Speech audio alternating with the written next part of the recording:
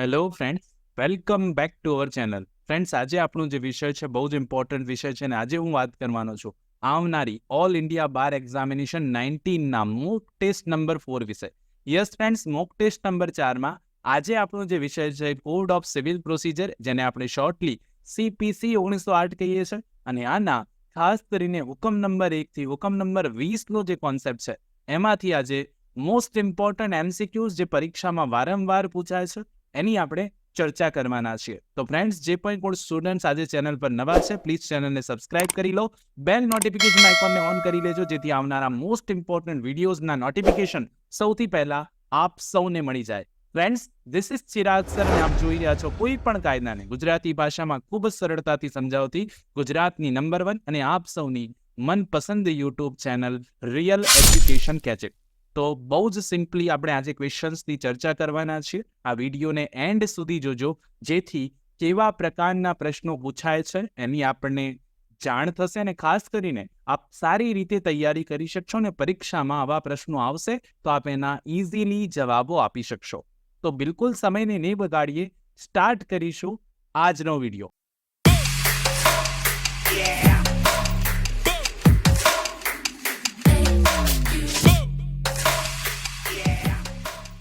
તો ફ્રેન્ડ્સ, સૌથી પહેલો ક્વેશ્ચન છે, within how much time from the date on which hearing of the civil suit is concluded shall the court pronounce its judgement.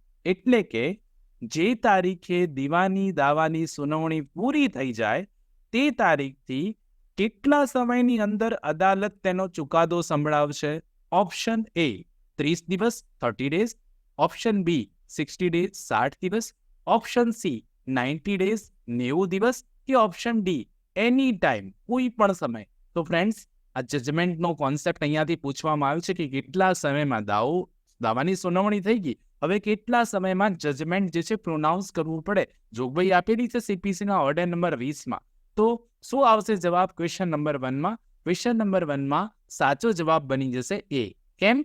કારણ કે order number 20માં જોગવાઈ છે અને ત્યાં કહ્યું છે કે એકવાર જો દાવાની સુનાવણી પૂરી થાય તો એનું જે જજમેન્ટ છે એ અદાલતે 30 દિવસની અંદર આપવાનું હોય. તો સાચો જવાબ અહીંયાથી એ બની જશે. ઇમ્પોર્ટન્ટ ક્વેશ્ચન, ખાસ તમને પ્રશ્નોના જવાબો આવડતા હોય તો સાથે સાથે જરૂરથી આન્સર્સ આપતા રહેજો. Question number 2, what is maximum time granted to court by CPC to draw up a decree after pronouncing judgment? CPC દ્વારા ચુકાદો જાહેર કર્યા પછી હુકમનામું બનાવવા માટે કોર્ટને મહત્તમ કેટલો સમય આપવામાં આવે છે? ઇન શોર્ટ, આ ક્વેશ્ચન કેવો પૂછ્યો છે કે એકવાર જજમેન્ટ પ્રોનાઉન્સ થઈ જાય કોઈ દાવામાં તો ત્યારબાદ એનું હુકમનામું તમે કેટલા દિવસમાં દોરવું પડે અદાલતે? તો એ જોગવાઈ છે. ઓપ્શન એ 15 ડેઝ એટલે કે 15 દિવસ, ઓપ્શન બી 30 ડેઝ એટલે કે 30 દિવસ, ઓપ્શન સી 45 ડેઝ, કે ઓપ્શન ડી 60 ડેઝ. તો આમાંથી સાચો જવાબ શું આવે? તો હંમેશા માટે બહુ જ ઇમ્પોર્ટન્ટ આ ક્વેશ્ચન છે ફ્રેન્ડ્સ. ક્વેશ્ચન નંબર 2 વારંવાર પરીક્ષામાં પૂછાતો આવતો પ્રશ્ન છે. તમારે હવે યાદ રાખી લેવાનું છે કે જ્યારે ચુકાદો જાહેર કરી દે અદાલત કોઈ દાવામાં તો ત્યાર પછી એનું જે હુકમનામું છે એ કેટલા સમયની અંદર? તો સાચો જવાબ 2માં એ છે 15 દિવસની અંદર ડ્રો કરવું પડે, 15 દિવસની અંદર બનાવવું પડે હુકમનામું. આ યાદ રાખી લેજો. એ જવાબ અહીંયા સાચો છે. 15 days will be correct answer. તો ક્વેશ્ચન નંબર 2માં કરેક્ટ આન્સર 15 દિવસ છે કે હુકમ ચુકાદો જાહેર થાય તેના 15 દિવસ પછી, એટલે કે 15 દિવસની અંદર મહત્તમ હુકમનામું ડ્રો આઉટ કરવું પડે. Question number 3, according to the order number 20 rule number 7 of CPC, the decree shall bear the date of. Order 20 મુજબ, ઓર્ડર 20 રૂલ નિયમ 7 મુજબ હુકમનામું જે છે એની નીચે કઈ તારીખ હોય? હુકમનામામાં લાસ્ટની ડેટ લખવામાં આવે છે. કઈ તારીખ લખવામાં આવશે હુકમનામામાં? The day on which the judgment was pronounce, જે દિવસે ચુકાદો સાંભળવામાં આવ્યો હતો તે દિવસ. The day on which the decree was made, જે દિવસે હુકમનામું બનાવ્યું તે દિવસ. The day on which plaint was filed, જે દિવસે ફરિયાદ દાખલ થઈ હતી, દાવો દાખલ થયો હતો તે દિવસ. કે D, the day on which final argument was heard, જે દિવસે અંતિમ દલીલો સાંભળી હતી તે દિવસ. તો friends, order number 20 rule number 7ની જોગવાઈ જોશો તો આપને જવાબ આવડી જશે. સિમ્પલ આન્સર છે. અહીંયા પણ જવાબ એ બને છે. અને અહીંયા એવું સ્પષ્ટતા કરવામાં આવ્યું કે ડિક્રી જે હોય હુકમનામું જે હોય એમાં જે દિવસે ચુકાદો આવ્યો હોય તે દિવસની જ તારીખ લખવામાં આવે છે, અને એટલા માટે the day on which the judgment was pronounce is the correct answer. A will be correct answer. Order number 20, rule number 7. Question number 4. Preliminary decree can be pass in a suit. નીચેનામાંથી કયા પ્રકારના દાવામાં preliminary હુકમનામું, જેને આપણે પ્રારંભિક હુકમનામું અથવા તો પ્રાથમિક હુકમનામું કહીએ છીએ, પસાર કરી શકાય, એ આપી શકાય? તો કયા દાવામાં આપી શકાય? ઓપ્શન એ ફોર પાર્ટીશન માટે દાવામાં, ફોર પાર્ટનરશિપ ભાગીદારી માટેના દાવામાં, ફોર પોઝેશન એન્ડ મેસને પ્રોફિટ કબજો અને મેસને પ્રોફિટના દાવામાં, કે option D in all of the above, ઉપરોક્ત તમામમાં? તો પ્રિલિમિનરી ડિક્રી એટલે પ્રાથમિક હુકમનામાના જે કોન્સેપ્ટ છે એ ક્વેશ્ચન નંબર 4 સાચો જવાબ ડી બને, ઉપરોક્ત તમામમાં. એટલે કે પાર્ટીશન માટે પણ પ્રારંભિક હુકમનામું એટલે પ્રાથમિક હુકમનામું આપી શકાય, ભાગીદારી માટે પણ પ્રાથમિક હુકમનામું આપી શકાય, અને પોઝેશન અથવા તો મેસને પ્રોફિટ દરમિયાન ઉપજ માટે પણ પ્રિલિમિનરી ડિક્રી પાસ કરી શકાય. ને એટલા માટે સાચો જવાબ અહીંયાથી ડી બની જશે. ઓકે, તો D will be correct answer. અહીંયાથી ડી સાચો જવાબ છે. Question number 5. Which of the following is true? નીચેનામાંથી કયું સાચું છે? Option A, affidavit can be confined only to statement of knowledge. Affidavit માત્ર જ્ઞાનના નિવેદનો સુધી જ સીમિત રહે છે. Option B, affidavit can be confined only to statement of belief. Affidavit માત્ર માન્યતાઓના નિવેદન સુધી જ સીમિત રહે છે. Option C, એફિડેવિટ્સ can not be confined to statement to beliefs only on interlocutory application. Affidavit માત્ર ઇન્ટરલોક્યુટરી અરજીઓ પર જ માન્યતાઓ નિવેદનો સુધી સીમિત ન રહી શકે. કે option D, none of the ઉપરોક્ત પૈકી કોઈ નહીં. તો એફિડેવિટ ઓર્ડર નંબર 19 છે સીપીસીમાં, અને ત્યાંથી આ પ્રશ્ન પૂછ્યો છે એફિડેવિટ સંદર્ભે. તો એફિડેવિટ સંદર્ભે શું સાચું છે? તો ત્યાં 19 નંબરમાં સ્પષ્ટતા કરવામાં આવી છે. ક્વેશ્ચન નંબર 5 સાચો જવાબ અહીંયા એ બની જાય છે કે જે એફિડેવિટ છે, સોગંદનામું જેને કહીએ, એ માત્ર ને માત્ર તમારી જાણકારીના નિવેદનો જે હોય, તમારી જાણના જે પણ કોઈ નિવેદનો હોય ત્યાં સુધી જ સીમિત રહે. પછી તમે માનો છો ને એ બધું એફિડેવિટ ન કરી શકાય. એફિડેવિટ જે છે, તમે જે હકીકત જાણતા હોય એના પર જ થઈ શકે, ને એટલા માટે સાચો જવાબ એ બની જાય. Question number 6. A witness who has already been examined can be recalled under order number 18, rule 17 of CPC. Order 18 rule 17 હેઠળ જે સાક્ષીની એકવાર તપાસ થઈ ચૂકી છે એવા સાક્ષીને ફરીવાર કોણ બોલાવી શકે? Option A, by the party calling the witness, સાક્ષીને બોલાવનાર પક્ષ, બાય ધી ઓપોઝિટ પાર્ટી, સામાવાળો પક્ષ, બાય ધી કોર્ટ અદાલત દ્વારા, કે નન ઓફ ધી અબોવ, ઉપરોક્તમાંથી કોઈને. તો એકવાર સાક્ષીની જુબાની થઈ ગઈ છે અને તપાસી લીધા છે, બીજી વાર બોલાવવા છે, તો કોણ બોલાવી શકે? 6 નંબરમાં સાચો જવાબ સી છે. અદાલત પાસે જ આ સત્તા છે, અદાલત બોલાવી શકશે. તો સી જવાબ અહીંયા સાચો બની જશે. અદાલત પાસે સત્તા છે. તો ઓર્ડર નંબર 18 રૂલ નંબર 17 ની આ જોગવાઈ, સાચો જવાબ C. 7. When English is not the language of the court, evidence may be taken in English if. જો અદાલતની ભાષા અંગ્રેજી નથી એવા સંજોગોમાં પુરાવો અંગ્રેજીમાં લઈ શકાય. ક્યારે લઈ શકાશે? Option A, the court consider it necessary, અદાલતને જરૂરી લાગે તો. Option B, the all parties do not object, તમામ પક્ષકારોને વિરોધ ન હોય તો. બોથ એ એન્ડ બી, ઉપરોક્ત બંને, કે ઉપરોક્તમાંથી કોઈની, નન ઓફ ધી અબોવ. તો 7 નંબરમાં સાચો જવાબ શું આવશે? તો 7માં સાચો જવાબ આવે છે simple B, all the parties do not object. જે પણ કોઈ પક્ષકારો છે, બધા પક્ષકારોને કોઈ વાંધો ન હોય, તો અદાલતની ભાષા ઇંગ્લિશ ન હોય તેમ છતાં અંગ્રેજીમાં પુરાવો નોંધી શકાય. આ જોગવાઈ અગત્યની જોગવાઈ છે. ઓર્ડર નંબર 18માં આ જોગવાઈ છે, સ્પષ્ટ જોગવાઈ છે. 7 નંબરમાં સાચો જવાબ બી બની જશે. 8. In normal course, how many adjournment can be granted by trial on sufficient cause? સામાન્ય સંજોગોમાં ટ્રાયલ કોર્ટ દ્વારા પર્યાપ્ત કારણસર કેટલી મુદતો આપવામાં આવે છે? એડજોર્નમેન્ટની વાત કરવામાં આવી. ઓર્ડર નંબર 17, 5, 2, 3 કે નો લિમિટ? શું જવાબ આવશે? બિલકુલ સિમ્પલ છે. 8 નંબર તો તમને આવડવો જ જોઈએ. સાચો જવાબ આવે છે સી, 3 મુદતો આપવામાં આવશે. 3 મુદતથી વધારે નહીં આપવામાં આવે. સાચો જવાબ સી બની જશે. Simple question. તો મુદતો કેટલી? 3. 9. No one shall be ordered to attend the court in person to give evidence. પુરાવો આપવા માટે કોઈ પણ કોર્ટમાં રૂબરૂ હાજર રહેવાનો કોઈ વ્યક્તિને આદેશ આપવામાં આવશે નહીં, unless he resides within 50 kilometers from the court, જ્યાં સુધી તે કોર્ટથી 50 કિલોમીટરની અંદર રહેતો હોય. ઓપ્શન બી છે, unless he resides within 100 kilometers from the court house, 100 કિલોમીટરની અંદર રહેતો હોય. unless he resides within 1000 kilometres from the court, જ્યાં સુધી તે કોર્ટથી 1000 કિલોમીટરની અંદર રહેતો નથી, કે option D unless he resides within 500 kilometres from the court house, 500 કિલોમીટરની અંદર રહેતો નથી. શું જવાબ આવે? 9માં સાચો જવાબ ડી છે. તો અહીંયા સ્પષ્ટતા કરવામાં આવી કે no one shall be order to attend the court in person. પુરાવો આપવા માટે કોઈ વ્યક્તિને નહીં બોલાવી શકાય જો એ વ્યક્તિ કોર્ટ હાઉસથી 500 કિલોમીટરની અંદર રહેતો ન હોય. 500 થી વધારે રહે છે તો નહીં બોલાવી શકાય, 500 થી અંદર છે તો બોલાવી શકાશે. સાચો જવાબ ડી બની જશે. મોસ્ટ ઇમ્પોર્ટન્ટ ક્વેશ્ચન યાદ રાખી લેજો. Question number 10. The list of witnesses after settlement of issue must be filed within. સાક્ષીઓનું લિસ્ટ જે છે એકવાર મુદ્દા દાખલ થઈ ગયા ત્યારબાદ સાક્ષી વિટનેસનું લિસ્ટ જે છે કેટલા દિવસની અંદર ફાઇલ કરવું પડે? ઓપ્શન એ 60 ડેઝ 60 દિવસ, ઓપ્શન બી 45 ડેઝ 45 દિવસ, ઓપ્શન સી 30 ડેઝ 30 દિવસ, કે ઓપ્શન ડી 15 ડેઝ 15 દિવસ. શું સાચો જવાબ આવશે? સિમ્પલ વાત છે. મુદ્દા તમે સેટલ કરી લીધા ત્યારબાદ વિટનેસનું લિસ્ટ કેટલા દિવસમાં આપવાનું? 10 નંબરમાં સાચો જવાબ ડી આવે. 15 દિવસની અંદર આપી દેવું પડે. D will be correct answer. આ બધા મોસ્ટ ઇમ્પોર્ટન્ટ MCQs છે પરીક્ષાની દ્રષ્ટિએ. ઓકે, તો ખાસ યાદ રાખજો. તો ક્વેશ્ચન નંબર 10માં સાચો જવાબ ડી 15 દિવસ. 11. A court may not frame issues on the basis of allegations contents made by the parties. અદાલત પક્ષકારો દ્વારા કરાયેલા આક્ષેપોના આધારે મુદ્દાઓ ઘડી નહીં શકે. શેમાં આક્ષેપો કરાયા હોય તો મુદ્દા નહીં ઘડી શકાય? ઓપ્શન એ પ્લીડિંગ્સમાં, અરજીઓમાં, ઓપ્શન બી સોગંદ પર, ઓપ્શન સી એપ્લિકેશન્સમાં, કે ઓપ્શન ડી ડોક્યુમેન્ટ એટલે કે દસ્તાવેજો. શું જવાબ આવશે 11 નંબરમાં?